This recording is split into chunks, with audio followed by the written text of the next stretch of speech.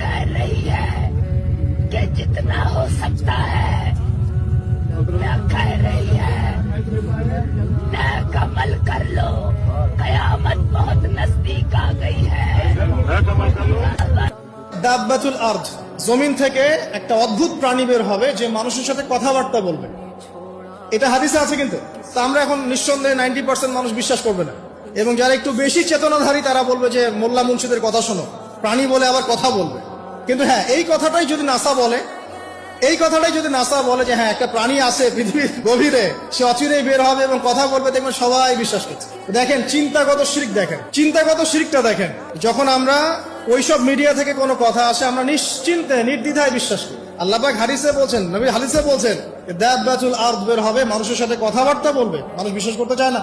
আর কি ধোঁয়া, এই ধোঁয়ায় আকাশ ছেয়ে যাবে, ধোঁয়া দিয়ে আকাশ ছেয়ে যাবে।